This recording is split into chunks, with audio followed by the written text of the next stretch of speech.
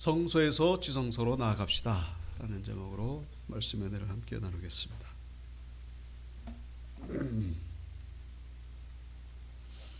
오늘은 이 성막 안에 그 성소와 지성소를 구분하는 휘장, 그리고 이 성소의 출입구에 해당되는 휘장, 그러니까 두 종류의 휘장을 우리에게 보여주고 있습니다. 그래서 편의상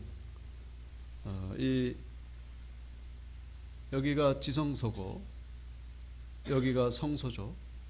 그리고 여기가 바깥이고, 그래서 이 성소와 여기 지성소와 성소를 구분하는 이 휘장, 그리고 이 성소와 이 바깥을 구분하는 휘장, 요 휘장을 지성소 휘장이라고 하고 요 휘장을 성소 휘장이라고 그렇게 부르겠습니다. 지성소 휘장, 성소 휘장. 자, 이 두 종류의 휘장을 통해서 우리에게 무엇을 말씀하시는지 함께 의미를 나누기를 원하는데, 이 지성소 휘장과 성소 휘장, 어떻게 보면은 비슷한 것 같고 그렇습니다만은, 그러나 자세히 보면요, 한 4가지 정도 차이가 다른 점이 있다는 것을 알게 됩니다. 첫 번째가 기둥의 숫자가 이 지성소 휘장에는 4개가 있고 이 성소 휘장에는 5개가 있다는 것을 알 수가 있죠. 성경에 그대로 나와 있습니다. 이 그림이 그렸던 것이 아니라 성경 그대로 그린 거예요. 그리고 또 한 가지는 이 휘장에 들어있는 무늬를 보시면은 이 휘장은 둘 다 똑같이 청색, 자색, 홍색, 그 다음에 가늘게 꼰 배실로 이제 술을 놓아서 만들게 되는데, 이 지성소 휘장에만 있는 게 있습니다. 그게 바로 이 천사, 확대하면 이런 모습이죠. 그릇들이 있고, 여기 성소 휘장에는 없습니다. 그냥 무늬만 있을 뿐이죠. 자, 그 다음에 세 번째 차이점이 있다면은 바로 이 밑받침이 재료가 다르다는 것이죠. 지성소 휘장의 밑받침을 보시면은 이 하얀색이죠. 여기 성소 이 기둥의 밑받침은 노란색. 이 노란색은 구리입니다. 구리. 놋 구리. 근데 이것은 지성소 기둥의 밑받침은 은으로 그렇게 되어 있습니다. 자, 그 다음에 이제 성경에 나오진 않습니다만은, 이건 우리가 히브리 원어 성경을 봐야만 알 수 있는데, 한글 성경에는 똑같이 휘장으로 나와 있지만은 이 히브리 성경에 보면은 또 같은 휘장이 아닙니다. 이 지성소 휘장은 파로케트, 지성소 휘장은 파로케트, 그다음에 성소 휘장은 마사크, 파로케트, 마사크, 그렇게 나와 있습니다. 똑같은 휘장이에요. 지성소 휘장은 파로세크, 성소 휘장은 마사크. 이 파로세크는 무슨 뜻이냐? 찢어진다, 고통스럽다, 그런 뜻이 있습니다. 마사크는 무슨 뜻이냐?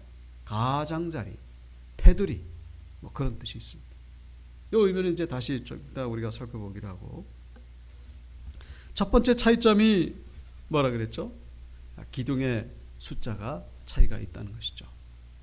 지성소 휘장 기둥은 4개, 그 다음에 성소 휘장 기둥은 5개. 왜 4개와 5개일까? 그냥 똑같이 4개 하면 안 되나? 똑같이 5개 하면 안 되나? 아니면 3개를 하든지. 근데 왜 4개, 5개를 했을까? 가만히 생각했습니다. 어디 책에도 나오는 것도 아니고 그래가지고, 이게 무슨 의미가 있을까? 근데 가만히 생각하다가 뭔가를 하나 발견했습니다. 이거는 4개와 5개의 관계가 아니라 3개와 4개의 관계다. 제가 지금 뭘 말씀드린지 아십니까? 기둥 4개와 5개의 관계가 아니라 하나를 뺀 세 개와 네 개의 관계다.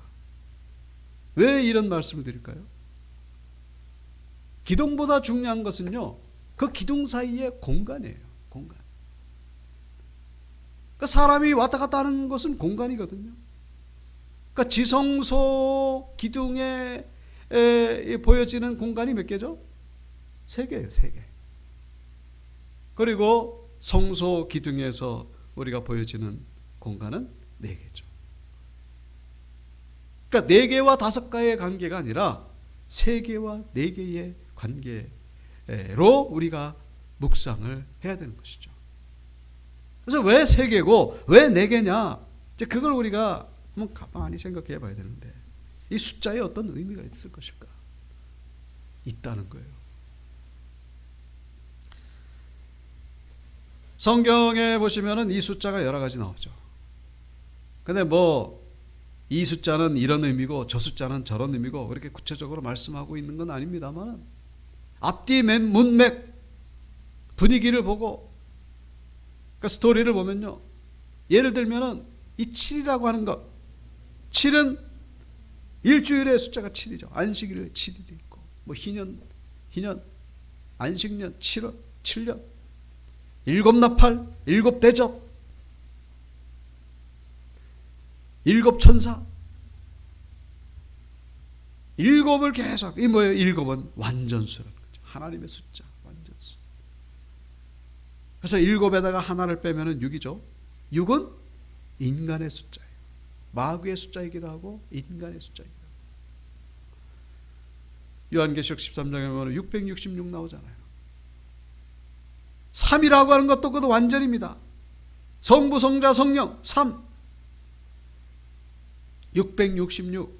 왜 666이죠? 왜 그게 마귀의 숫자고 인간의 숫자입니까?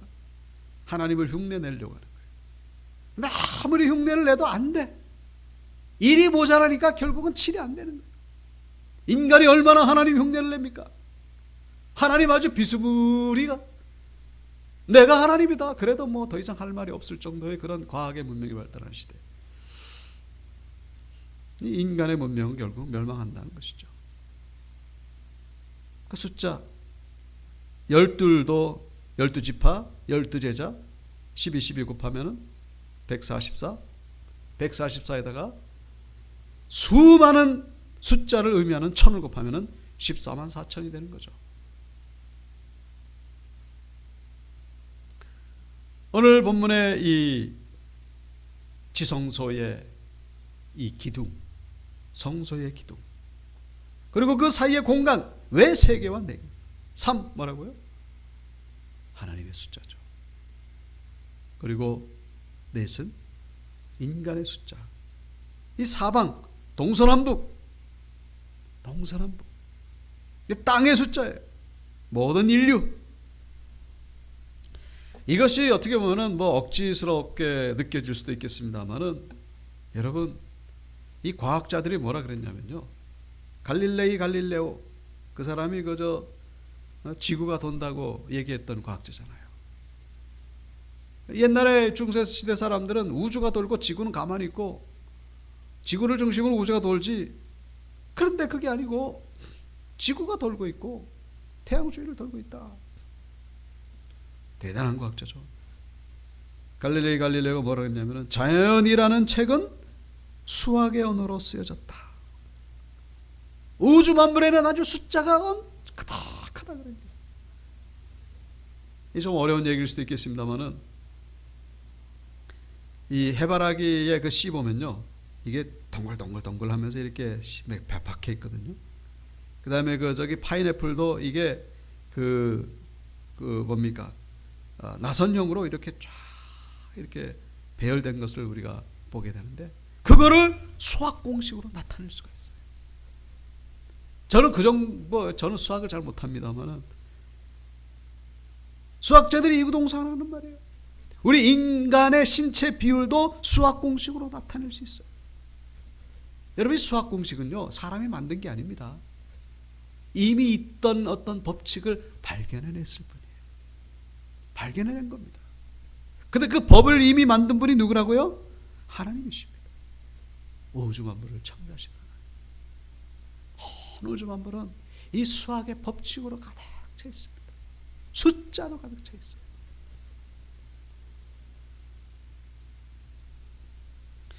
오늘 본문의 이 지성소 기둥과 성소의 기둥이 4개, 5개, 이것은 결코 우연이 아니죠. 결론부터 말씀드린다면은 결국 이 지성소의 기둥 4개, 이거는요 결국 문패라고 말할 수 있어요. 문패. 요즘은 문패가 별로 없죠. 저도 어렸을 때 뭐 동네 가다 보면은 집 대문에 그 문패가 있잖아요. 이 집은 누구의 집 그래가지고 이름 3글자가 땅땅땅 있잖아요. 문패예요, 문패. 그래서 지성소의 기둥 이 4개는 뭐냐? 여기는 하나님의 방이다, 그런 얘기다. 하나님의 방. 그 다음에 이 기둥 5개는 뭐라고요? 여기는 그 들어가는 그 공간이 4개, 이건 뭐라고요? 사람의 방이다, 그런 얘기죠. 여기는 사람이 들어오는 방이고, 또 좀 더 들어가면 하나님이 들어가는 방이고. 그런데 어떤 차이가 있다고요? 자, 하나님의 들어가는 방에는 그룹이 버티고 있죠. 그러니까 이 사람이 들어가는 방은 온 인류가 다 들어와야 되는 방이다, 그런 얘기입니다. 다 들어와야 되는 거예요. 아무나 모든 사람이 다 열려 있는 거예요. 안 들어오니까 문제지만은 다 들어와야 돼요. 그런데 지성소는 어떻게 된다는 거예요? 함부로 들어갔다가는 죽는다. 오직 조건에 해당되는 자만 들어갈 수 있다. 옛날에는 대제사장 한 사람만이 1년에 딱 한 번 들어갑니다. 다른 사람이 들어가면 죽죠. 죽는 거예요. 그 그룹이 지키고 있다는 그런 의미죠. 하나님이 두려워지는 이유가 바로 거기 있죠. 왜 다윗이 그 법궤를 옮기다가 웃사라는 사람이 그 자리에서 즉사하지 않습니까? 그 같은 맥락에서 해석할 수가 있죠. 지성소, 두려운 곳입니다. 어떻게 보면은 하나님 그런 걸 뭐하러 만드셨나? 그렇게 두려운 공간을. 그냥 하늘에서 저 사람을 통해서 말씀하시고 사람을 통해서 그냥 역사하시면 되지. 뭐하러 거기 내려오셔가지고 우리에게 두렵게 할 거면은 말로 저렇게 지성소를 만드셨는가? 제가 드리고 싶은 말씀은 거기서 멈추는 게 아니겠죠? 여러분, 이 지성소와 성소를 가르는 이 지성소 휘장은 영원히 닫혀 있는 휘장이 아닙니다. 저 휘장은 결국에는 어떻게 되는 거예요? 열려지게 되는 휘장이라는 것을 우리에게 이미 보여주고 있다는 것입니다. 저 휘장의 뜻이 뭐라고요? 고통, 찢어진다.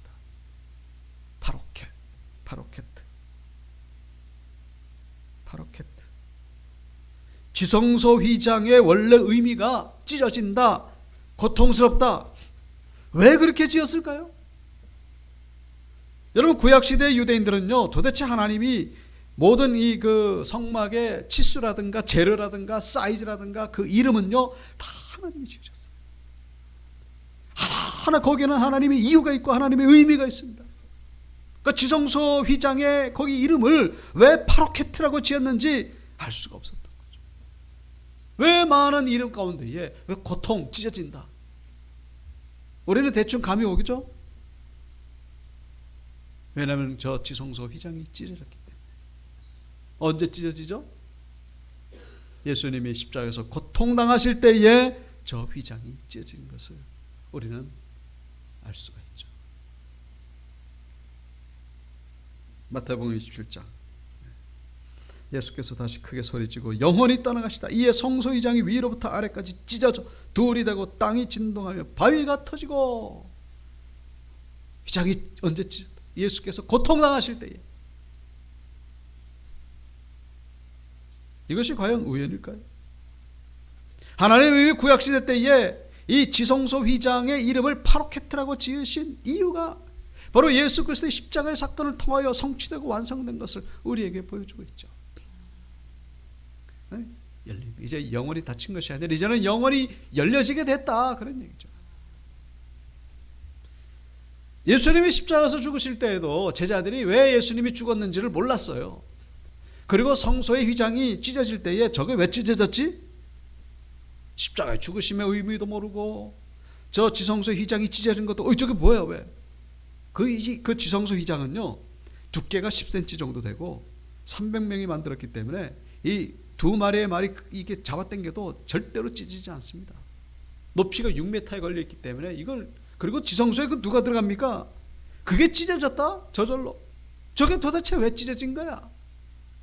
그 찢어진 의미도 모르고 예수님의 십자가 죽으심의 의미도 모르고 그냥 그렇게 지냈던 거예요. 그러다가 예수님 부활하시고 승천하시고 성령이 오신 다음에서야 비로소, 그때서야 비로소 이 성소 찢어진 그 사건, 그리고 예수님의 십자가에서 죽으심의 그 의미, 그것이 둘이 연결된다는 것을 그때서야 깨닫고서 지금 저 마태복음에서 저렇게 기록하고 있는 것이죠. 에베소서 2장도 마찬가지예요. 그런 우리의 합평이 신지라 둘로 하나를 만드사 원수된 것 그 중간에 막힌 담을 자기의 육체로 허시고. 막혀 있었어요. 뭐처럼? 지성소와 성소가 그 휘장으로 막혀 있던 것처럼 하나님과 우리와의 사이가 이 죄로 인하여 그 휘장처럼 굳게 닫혀 있었는데 예수께서 그것을 헐어버리셨다. 언제요? 십자가에서 죽으심으로. 히브리서 10장에서도 분명히 밝히고 있죠. 그 길은 우리를 위하여 휘장 가운데로 열어놓으신 새로운 살 길이요. 지성소에 들어가야만 살 수가 있어요. 근데 그 길을 열어주신 것인데 휘장은 곧 그의 육체니라. 저 휘장이 바로 예수 그리스도를 상징한다는 것을 제자들이 그냥 완전하게 깨닫는. 그때 당시는 몰랐죠. 뭐지 저게?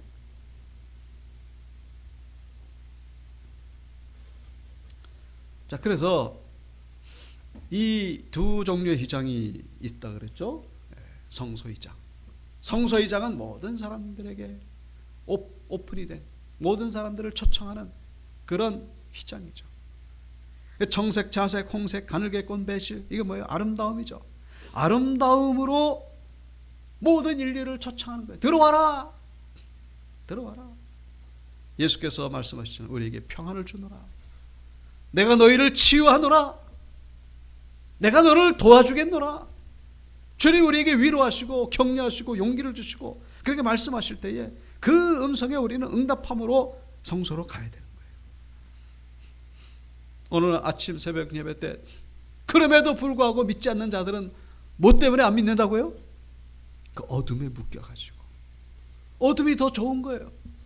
세상이 더 좋은 거고 악한 짓을 저지르는 게 더 좋은 거예요. 그거 포기하는 게 어려우니까 예수께로 못 나오는 거예요. 난 그런 적 없는데. 천만의 말씀.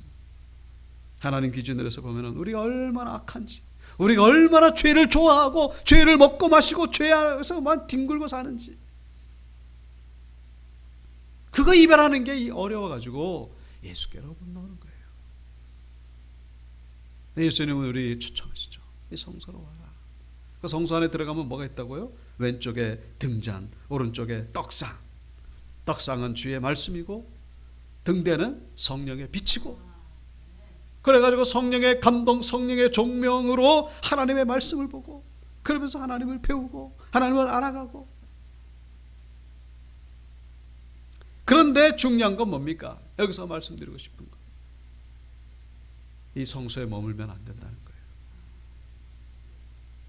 거기에 머물면 안 된다는 거예요.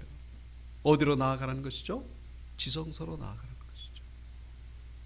지성소로 나아가야 비로소 우리는 영원한 생명을 얻을 수 있기 때문에 예수님께서 잘 나아갈 수 있도록 우리를 도와주셨어요. 그 휘장을 활짝 열어주셨거든요.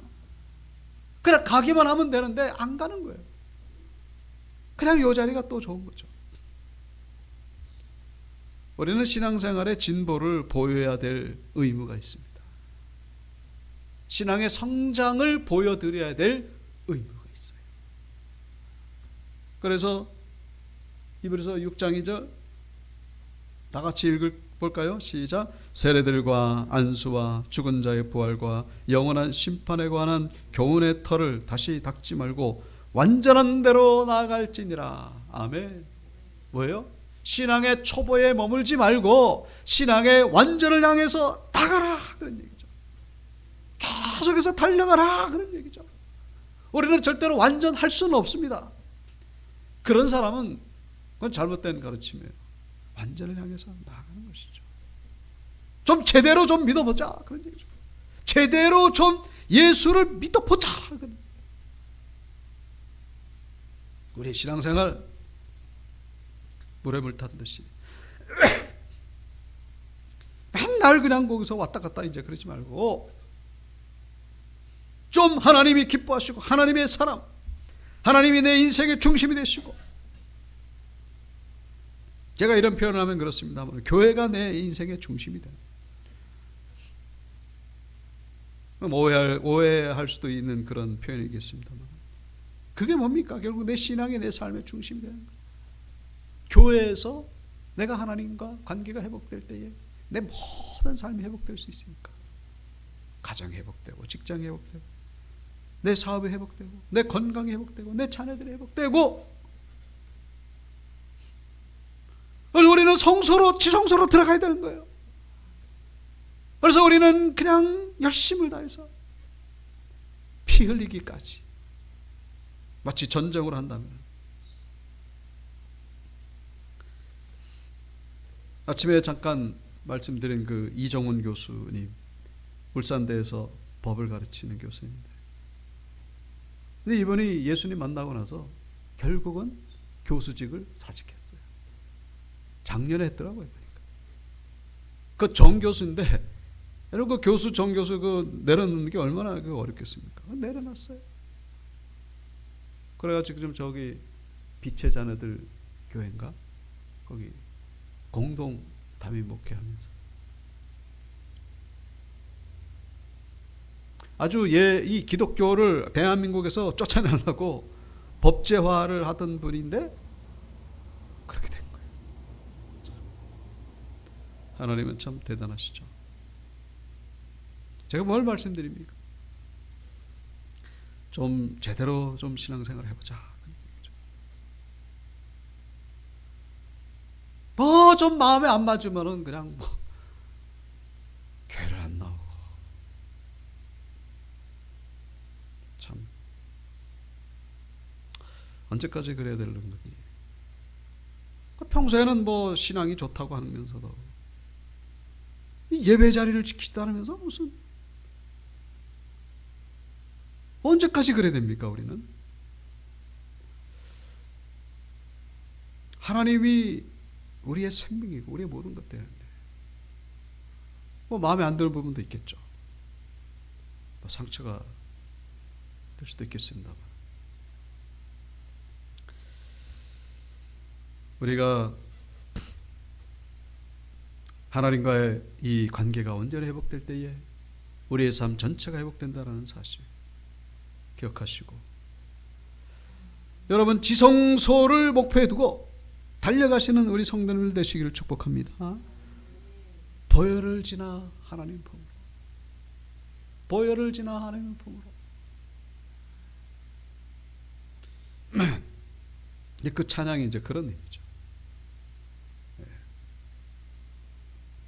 좀 이따 우리가 예배 끝나고 부르겠습니다만 보혈을 지나. 자, 그래서 오늘 이 두 가지 희장, 첫 번째 희장에서 머물지 말고 두 번째 희장으로 나아가라. 다 말씀드렸죠. 그 두 휘장의 차이점, 기둥의 숫자, 그 다음에 그 명칭, 그 다음에 그 무늬. 근데 한 가지 말씀드리지 않은 게 있습니다. 받침대. 받침대가 그 앞에 있는 성소 이장의 기둥의 그 받침대는 구리로 돼 있어요. 그리고 지성소 휘장의 기둥의 받침대는 은으로 돼 있고. 이거 똑같이 노수로 만들지 뭐 이렇게 어떤 거는 은으로 만들고 차별을 드나. 다 은으로 만들든지 아니면 뭐 그냥 돌로 만들든지. 이것도 제가 가만히 생각해 봤습니다.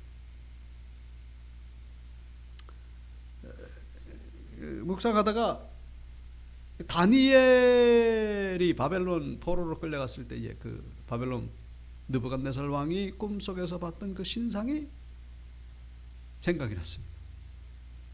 그 신상이 어떻게 만들어졌죠? 그 재료가 머리부터 금, 은, 구리, 철, 진흙으로 이렇게 이루어졌죠. 오늘 본문에 나오는 이 은과 구리가 저기 등장하고 있어요. 저 금으로부터 진흙까지. 왜 무슨 의미입니까? 인류 역사가 하나님 보실 때에 점점 패퇴해 간다는 것을 말씀하고 있는 것이죠.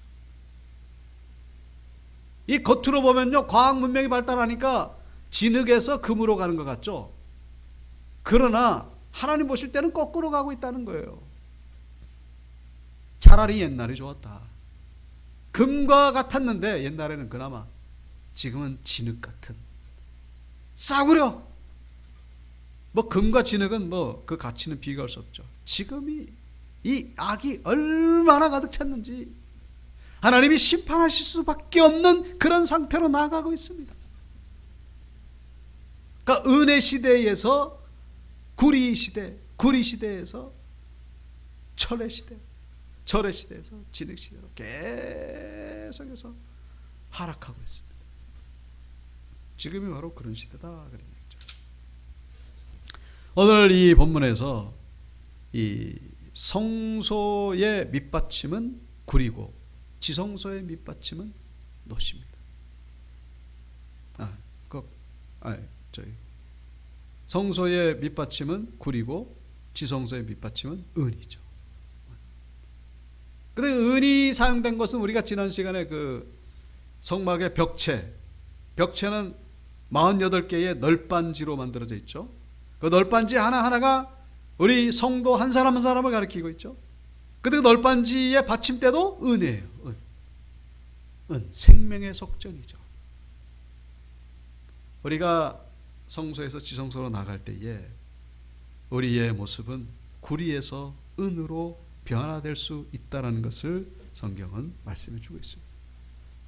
묵상할 수가 있어요. 그렇게 또 다른 의미가 있을 수 있겠습니다만 거기까지 제가 생각을 했어요. 그래서 아까 전에 그 성소의 휘장, 지성소의 휘장은 파로케트, 지성소의 휘장은 파로케트. 무슨 뜻이라고요? 고통, 찢어짐. 근데 성소의 휘장은 마사크. 마사크의 뜻이 뭐라고요? 가장자리, 테두리. 그러니까 하나님 앞에서 가장자리에 머물러 있을 때에 우리의 이 영적인 상태는 구리에 불과하다, 그런 얘기죠. 하나님 앞에서 우리는 저 겉도는 자들이 되지 말아라, 그런 얘기입니다. 뭐 신앙생활 처음 하신 분들은 그럴 수밖에 없겠습니다만 10년을 해도 20년을 해도 맨날 그냥 겉만 돌아요. 겉투리, 테두리에만 멀고 있죠. 저 앞으로 나가야 돼요. 어떻게 보면 예수님처럼 고통, 찢어짐, 내가 십자가를 지고, 십자가 지는 분들이 있기 때문에 교회가 세워져 가는 겁니다. 순교자들이 있기 때문에 이 대한민국 교회가 이렇게 서는 거예요. 그 순교자들이 없었으면은 대한민국이 얼마나 참 하나님 보시기에 아름다운 나라인지. 이 대한민국을 잘 지켜야 됩니다. 순교자들의 피를 헛되게 하면 안 돼요. 그래서 우리는 은에서 구리로 가는 그런 신앙이 아니라 구리에서 은으로 나아가는 신앙이 되어야 된다, 그런 얘기죠. 말씀을 마치겠습니다. 우리는 날마다 예배를 통해서 하나님을 만나시고 성소에서 지성소로 나아가시는 그런 신앙의 성장, 신앙의 진보가 우리에게 있어지기를 축복합니다. 그리고 또 하나님 앞에서 은과 같이 금과 같이 정말 귀하게 쓰임받는 하나님의 일꾼들 다 되시기를 주 이름으로 축원합니다.